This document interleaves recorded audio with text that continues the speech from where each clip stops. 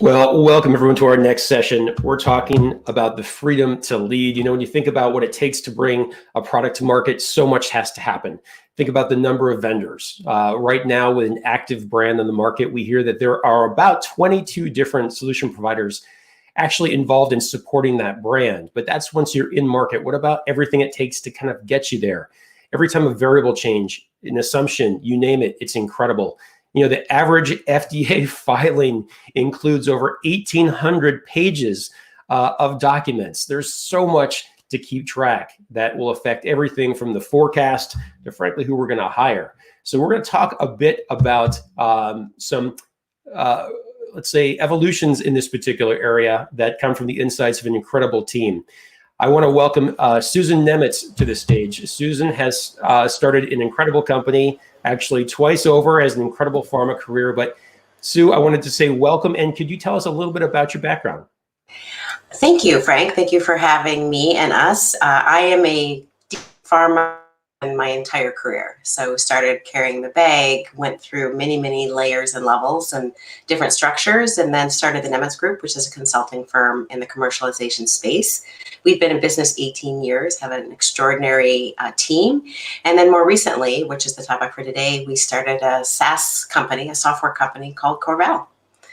And it's snowing today in Boston, so we have to be flexible and up for just about anything. That's right. Absolutely. So I thank you for coming. I'm really excited to make sure that the world hears about what you're up to. It really is amazing when I think about the challenges I've faced in my past. So we're all going to be super pumped to see that. So the Chief Strategy and Product Officer of Corval is Kristen Fay. I've known Kristen Fay for about a decade. One of the brightest, most fun professionals you could ever work with. And when you learn more about Corval, this is just perfect for Kristen. She's just got the most attention to detail ever. Kristen, welcome.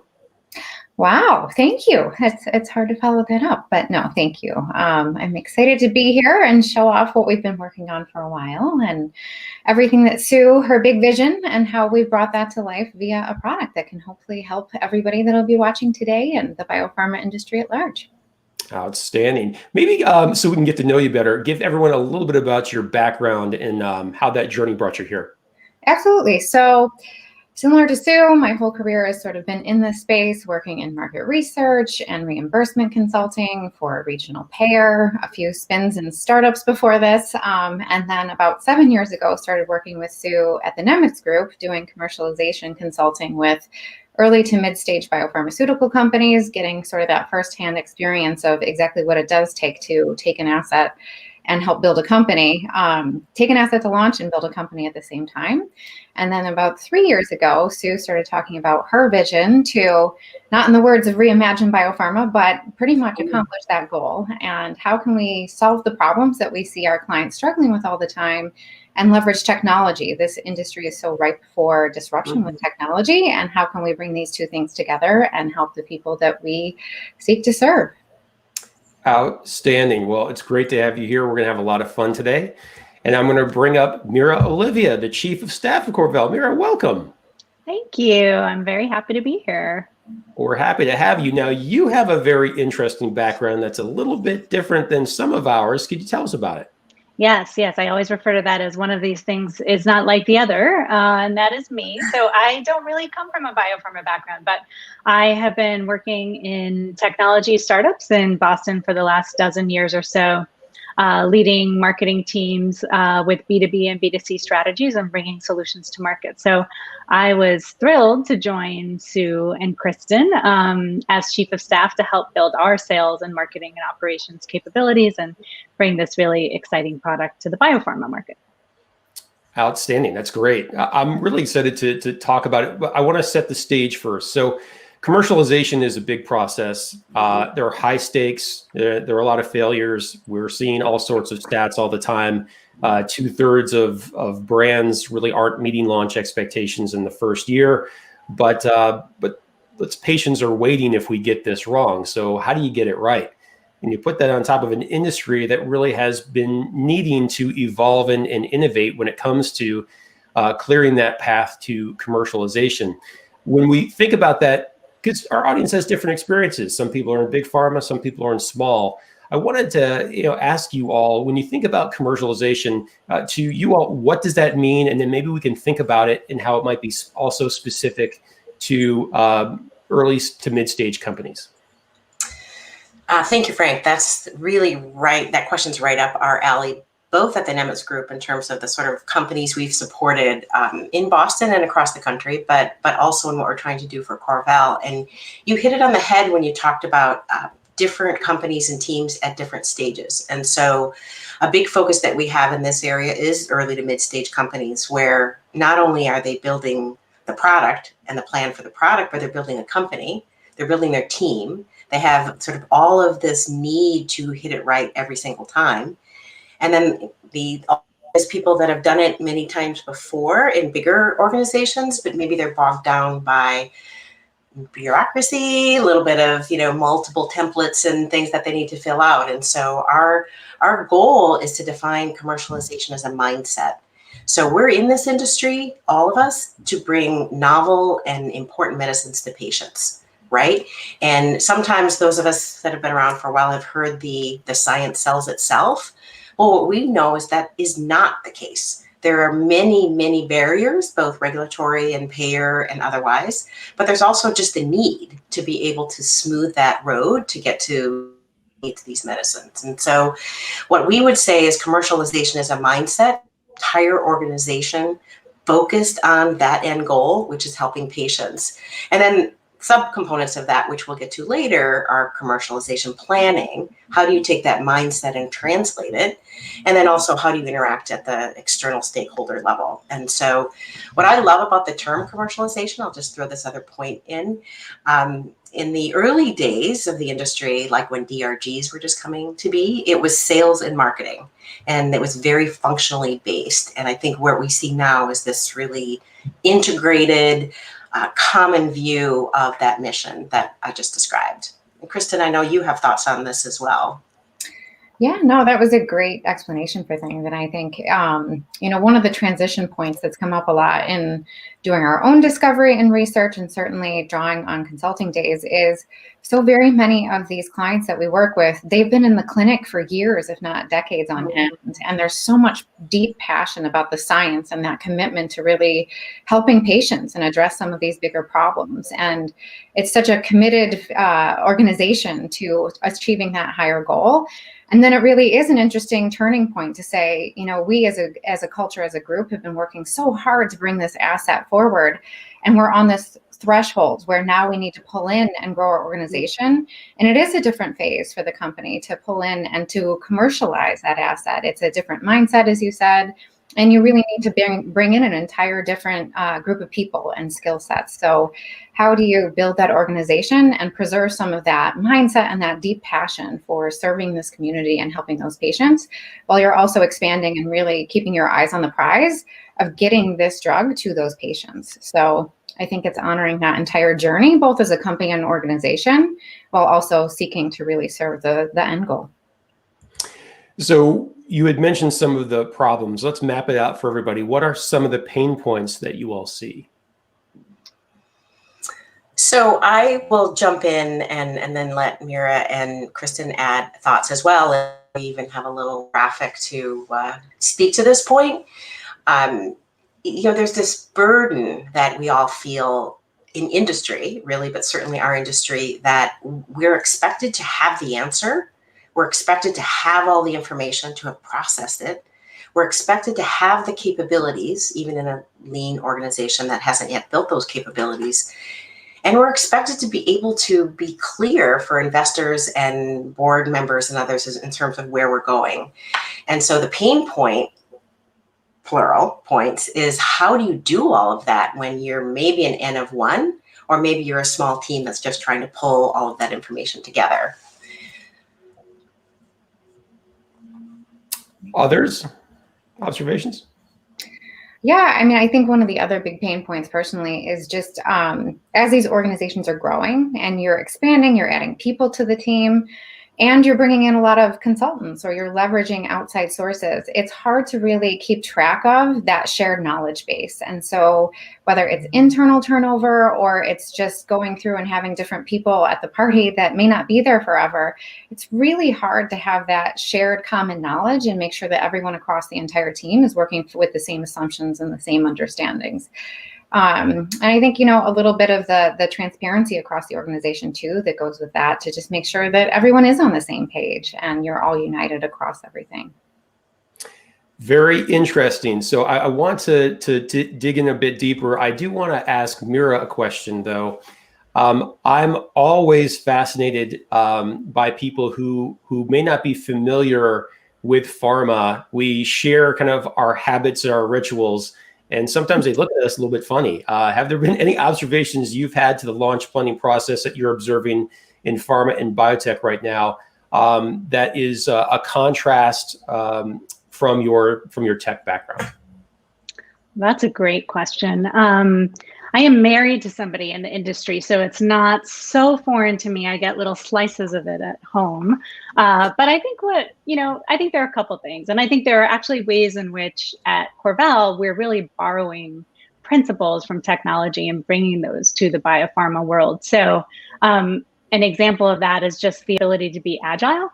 So, we use agile product development processes, and that allows us to bring in new information and iterate based on customer feedback and, make small changes. And I think that in biopharma, these timelines are so long that when you have changes, it's like steering a big ship into a new direction.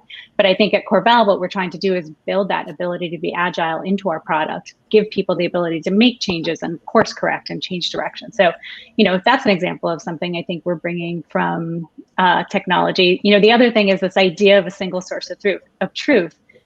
At technology companies, we use a lot of technology and we use technologies to be our single source of truth. And so, that's another kind of principle we're trying to bring into Corval, which is having a single source of truth where, everybody knows sort of where to go to get all this mission critical information about a company. So it's been interesting to just sort of see, where can we draw principles from the technology world and bring them into Corval and hopefully bring them into the biopharma market. Well, as someone who's launched a fair number of products, I know every time the organization had some new data set that would come in, it's almost like the company was paralyzed for a week, updating all of these different documents, informing different stakeholders. It was compared to some of the technologies that we use in our day-to-day in other areas. Gosh, there's clearly room for improvement. So we've alluded to Corval and this technology and what have you. So I think maybe we should probably tell everyone a little bit more about what is Corval? What does Corval do? So I'm going to start because I think there's you remember the olden days when I'm going to go to the benefit, and then because we talked about pain points, and then we'll speak to the feature, what the product is. Imagine if there were way that you could have the single source of truth, as Mira said, and you could have alignment on your assumptions about your product and your strategy and your plan, and you could make updates in terms of change in timing, and you could respond to the board member or the executive person that said, well, have you thought about this? And you could respond to the executive who said, what is this all going to cost? Or the partner. Imagine if you could have that, and it would be put together in a relatively short amount of time, maybe hours, not weeks. And then as you grow and bring in other people in the company, you would have that view. And imagine that you had that, and you had previous people on your team that were in the company that left or were no longer there, and you still had the best thinking that happened last year, the year before. That's what Corval is. Kristen, you want to jump in and say more in the physical world, what the features might be? Sure. So we effectively took something that we've done in the consulting group for years, is providing clients, as Sue said, with a strategic planning tool that's really intended to guide you through, what do I need to do if I am having success? We're wrapping up our phase 2 clinical trial. Things are looking good. We now either need to grow our organization or we need to go raise money. we need to demonstrate that we understand what that lift is going to take. What is the roadmap that's going to take us from today to a successful launch of this product? And how much is that going to cost? Who are we going to need to bring in? What are we going to need to outsource? So we've taken what we've produced for clients for years in the Nemitz Group, providing them with that strategic planning tool. We've taken that and what used to be in fragmented and different Microsoft Office documents and sort of a static resource. We've used technology and created our platform that ultimately is able to be that one source of truth. It provides you with a shared group of assumptions about the product, about the company, where you are. It provides you with a commercialization map that explains at a pretty high level what you need to do across functions and across different categories. And then it also provides you with a budget and a resource plan so that you understand what it is you need to bring in across that timeline, both outsourced as well as human resources internally. Very, very cool. So maybe could we take a look at what something like this might look like? Of course we can. It would be very nice of us to go through all that and then not actually show it, right? Well, the tension is high. I'm really curious on what this could possibly look like. So, so Kristen, guide us. Can we show something to everybody?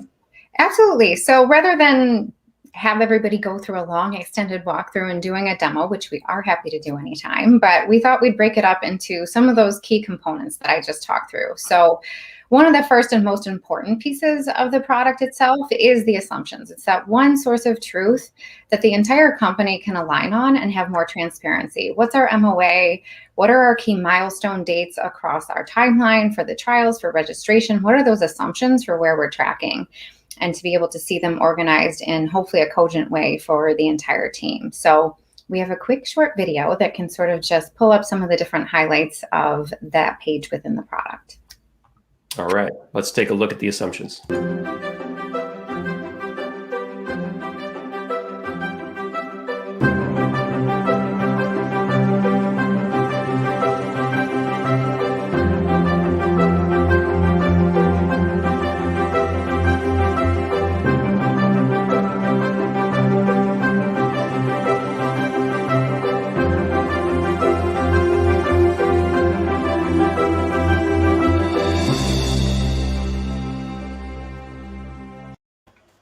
Very cool. And we all know that even if we get our assumptions right originally, things are going to change. So I love the idea of that flexibility. What's next?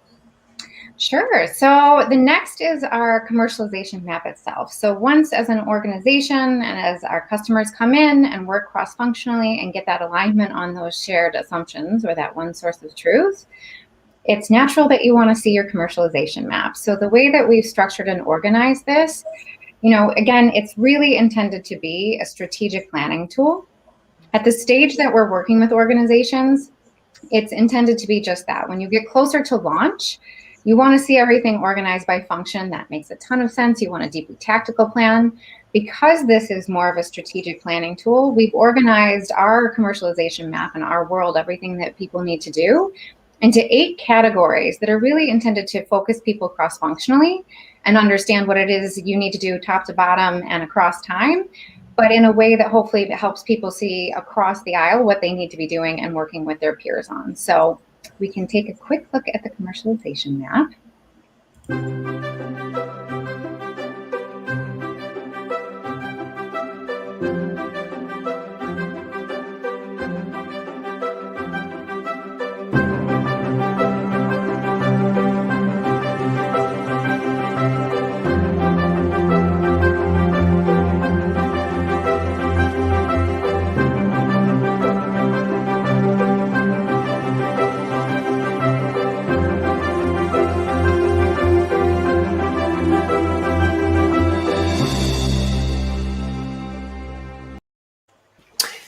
That's really, really cool and dynamic and a lot different than when I saw a commercialization map once that was made in PowerPoint but didn't transfer to PDF very well, and it was a giant mess. So this is very, very cool. I think the other thing that's important to restate that Kristen said is that a lot of people in our industry are very familiar with launch planning, which is that tactical big push the last 12 to 18 months, hopefully, before you expect approval. What happens in the early to mid-stage companies that you asked about, Frank, is they don't have that commercial expertise or commercialization expertise or the planning tools. And so what this tool will do is that force that alignment and that conversation and literally keep it up at a level that will dictate perhaps the trajectory of the development of their drug.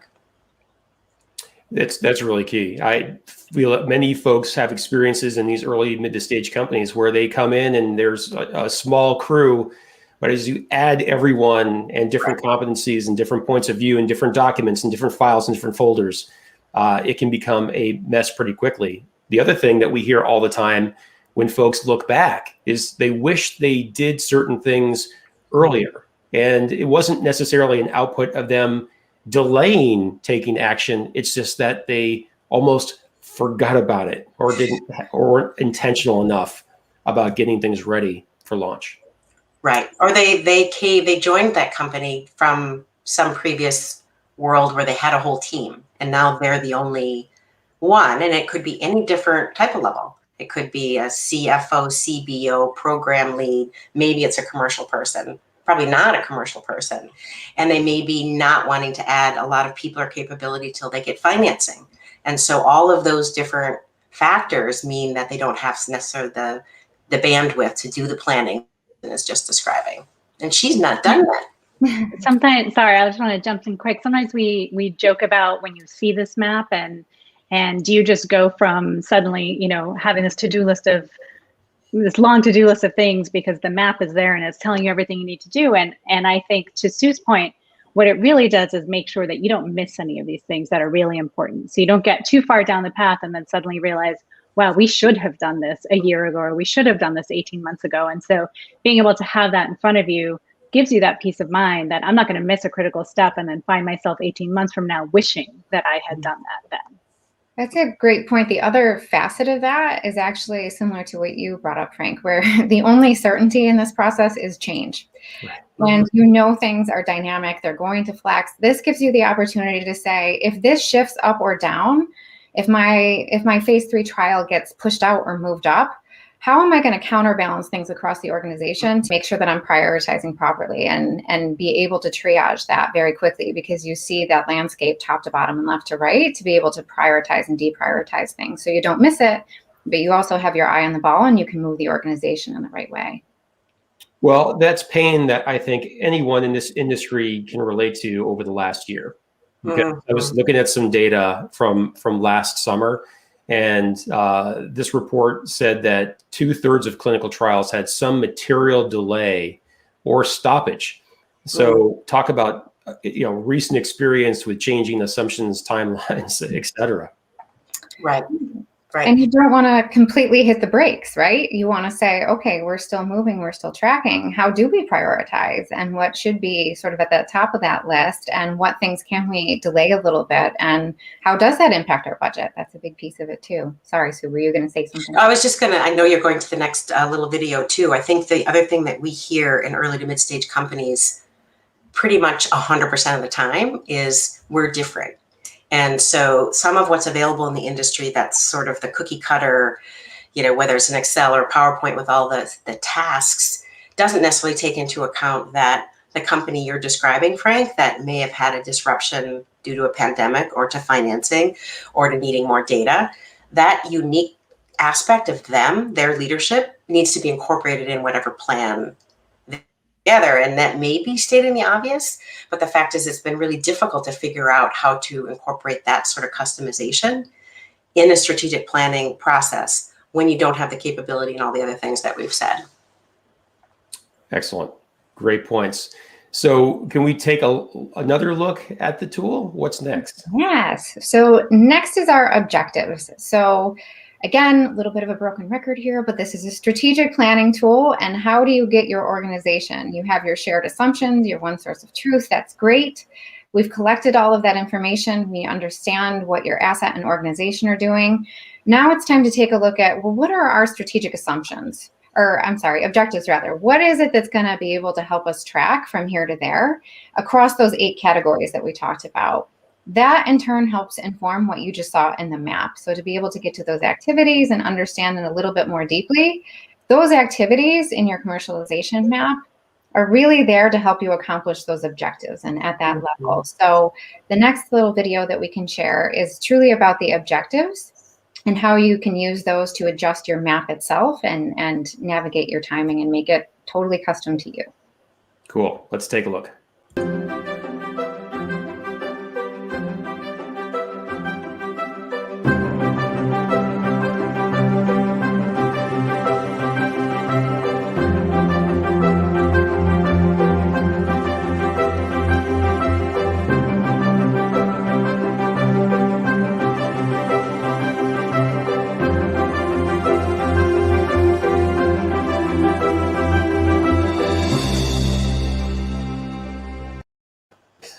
This is going to be a dream come true for the project managers who've been through heck and back when it comes to some of these updates or scrambling for board meetings, you name it. It is. Having lived in the prior world of Microsoft Documents where, we used to do this in Excel with little boxes. And if you move 15 of those little boxes, what does that mean in your other file that has the budget? And how do you summarize that in your PowerPoint? It was a lot of manual labor. And to be able to quickly and effectively, even real time at a board meeting or on a call, team call, if I move this objective here, what are the implications in my map and the timing for those activities? And how can I see that in my resource plan as well? So it enables you to really quickly be able to see the impact of those changes. I think the other thing that we are very committed to philosophically is, and this is you, Frank, I mean, teaching and educating and lifting up the professionals in our industry. Having seen so many people who are striving to do the best they can in their job, how do we support them versus just layer on more stuff that they have to do? And so as you see the videos that Kristen's showing, you'll see the little helpful hints. And that is, in fact, how this platform was designed. And there's more of that hopefully coming with video vignettes, sort of a Khan Academy of what does good look like. So that, back on the original vision, the focus can be on solving the complex problems of getting these medicines to patients rather than on the tedious task of putting things in Excel or in PowerPoint. Not that that will go away because our industry loves PowerPoint. So take it away, Kristen. Sure. So we have two last things to show. So we've been talking a lot about this impact and the cost, that resource plan. So great, you've created this beautiful roadmap. I can see what it is I need to do across time and top to bottom across these 8 categories. But the almighty question is always, what is it going to cost me? How much is this going to take from a financial lift? Who are the right resources that I'm going to need to pull in? And how do I weigh those choices between who do I want to hire and at what time? And if I don't do that, what are the costs I'm going to incur in professional fees to rely on consultants? So we've created our resource plan that is closely tied back to those objectives and activities. And then you can see your resource plan. So we can show that.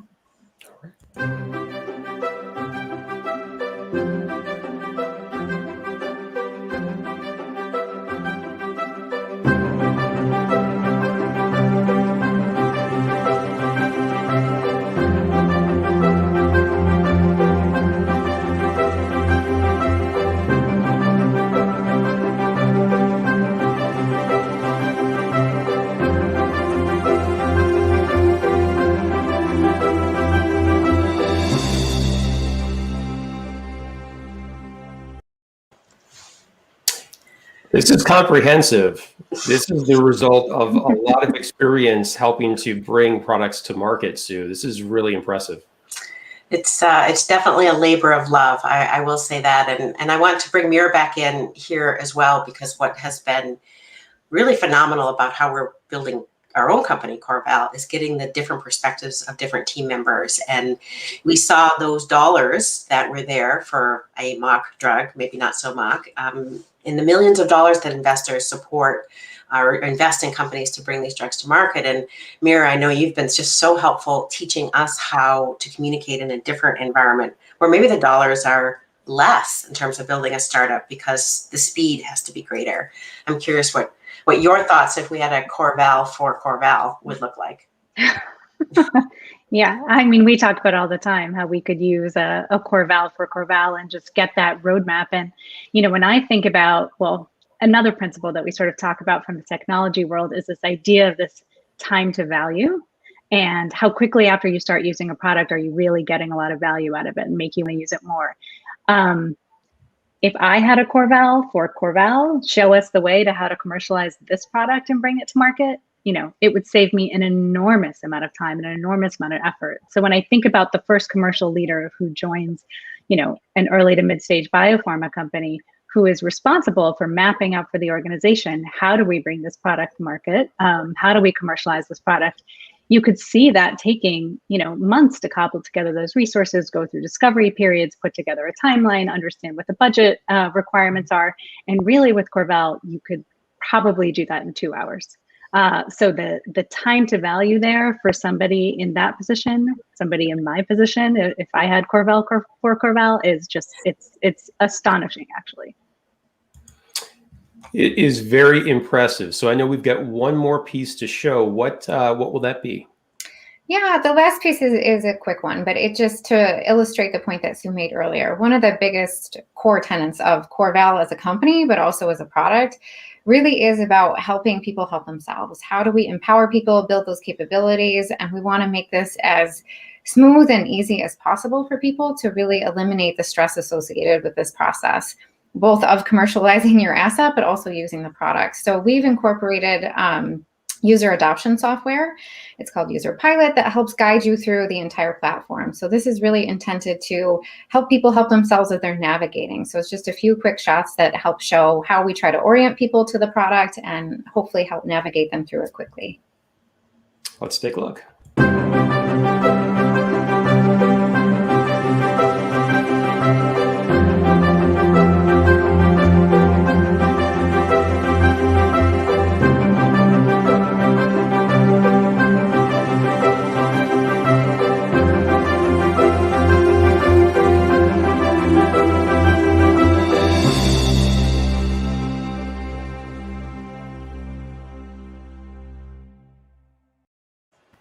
I love the aesthetic. It looks beautiful, clean, and simple.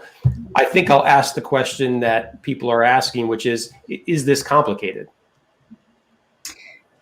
I'll answer first, and then I'd love both of you. But the process itself, absolutely, which is why we created this product. But to actually use this, no, it really isn't. We, as we were just saying, we really have tried to eliminate some of the stress involved with this entire process and in using the product itself. So that last clip that you just showed does walk you through the process a little bit, but really what we try to do out of the gate is just ask people questions. They're questions that either as a commercial leader in the organization, you should probably either have a working response for or easily talk to a colleague to be able to get that answer or a working answer. Once we collect that information, really you're set up with your map. And as Mira said, within a matter of hours, you can gather that information, input it into the platform, and then you have a working commercialization plan. You can see that, you can adjust it as you need to, and then more of the time is probably really spent on fine-tuning to make it yours and to adjust based on your unique circumstances. But hopefully we've minimized the lift there. And I think you go. I was just going to say, I mean, it is so elegant and simple and easy to use. But one of the things that's so interesting to me is, working at the company and seeing what's under the hood. There is a lot going on underneath, and there is so much expertise here that is being delivered through technology instead of being delivered through humans. I think there are over 75,000 data points that we have collected and from maps that have been made over the years. And, we ingest information very quickly and can deliver a customized ideal roadmap for your particular asset. So it feels really easy to the customer, but we have really simplified the complexity so that the customer doesn't bear the burden of that. And really that is what's happening under the hood.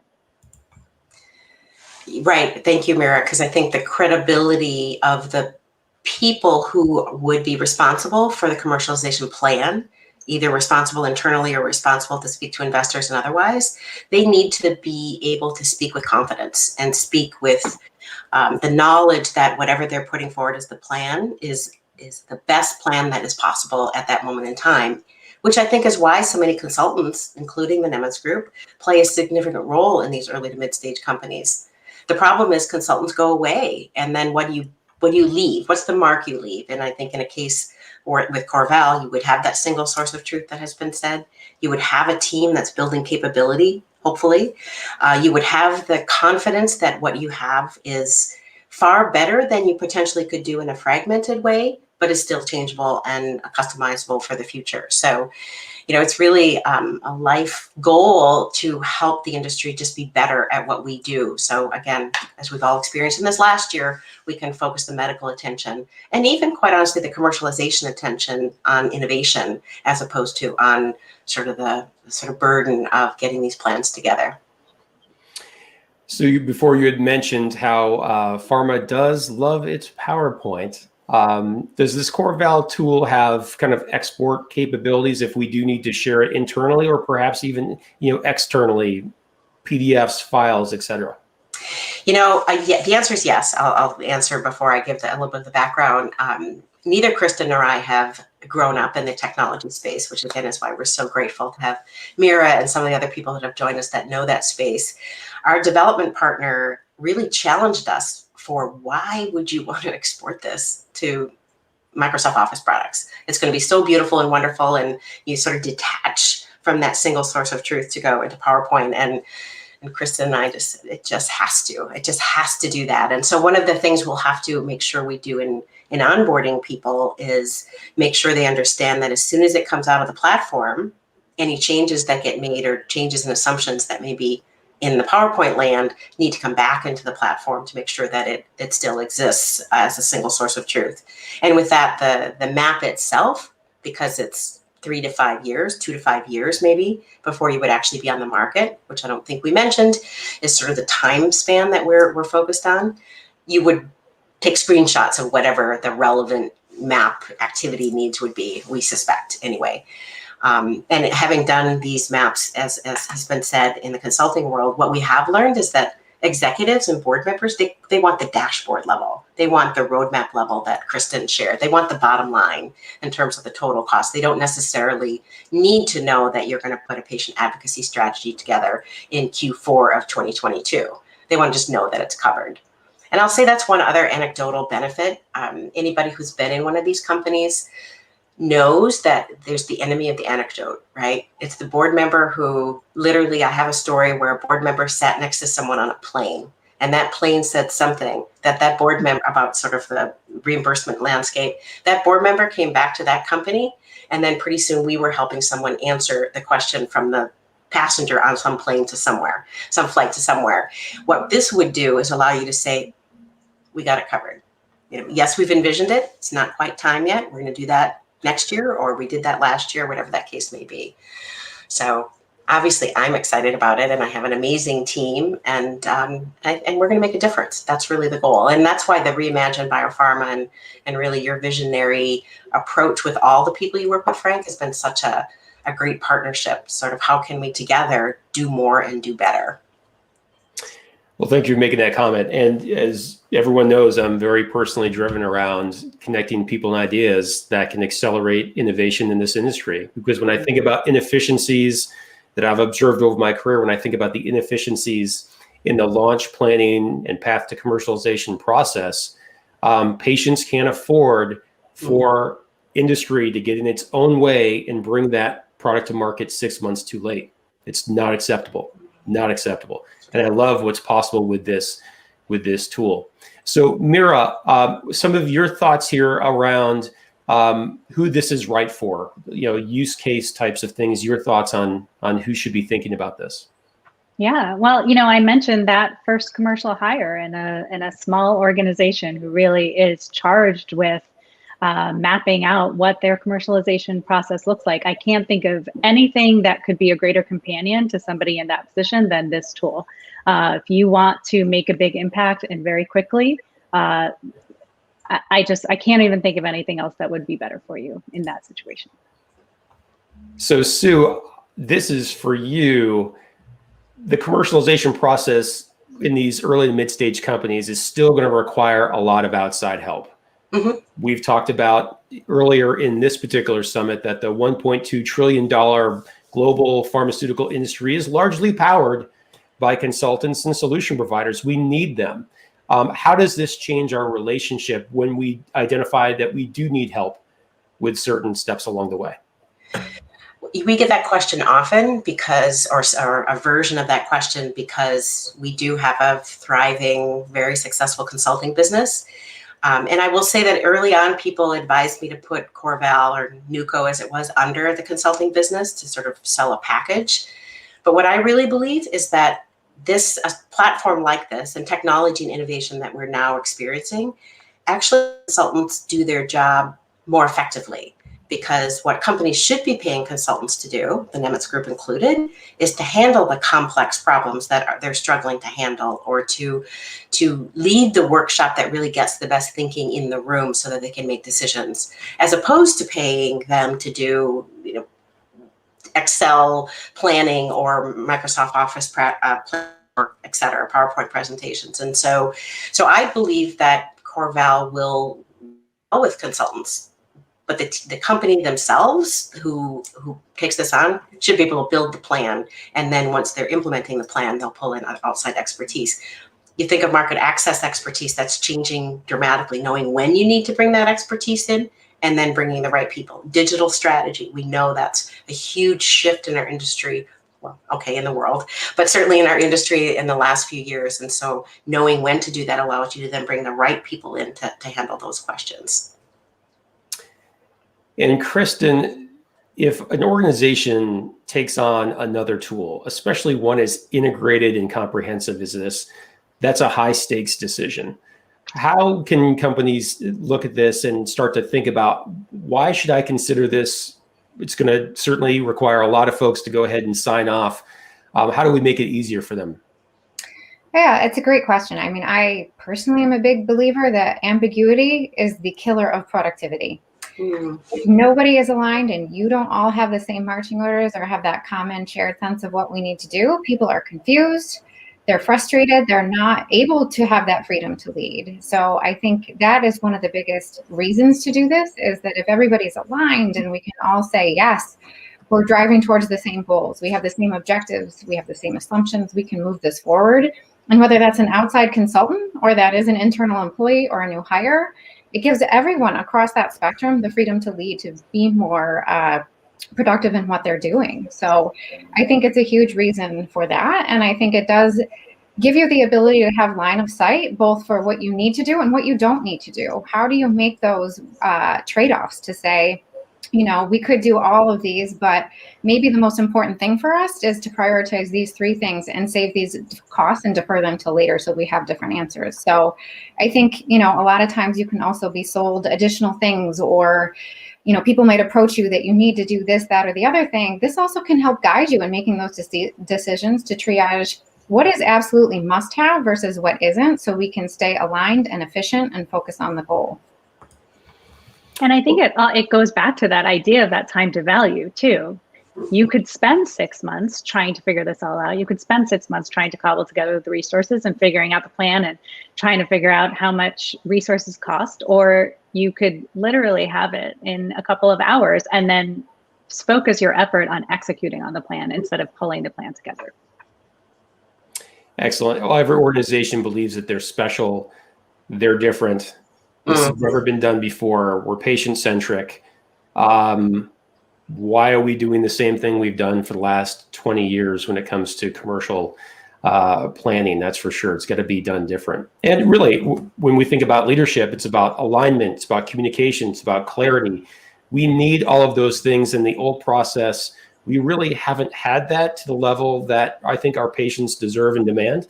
And I think this is a really nice opportunity for us to come into present time, leverage technology, and create that single source of truth. I think it's just fantastic. So, Mira, any closing thoughts? If there's something that you want people to take away from this as they think about their business and perhaps connect that to Corval, what might that be? Well, another thing we've mentioned a few times here is everything that's changed in the last year.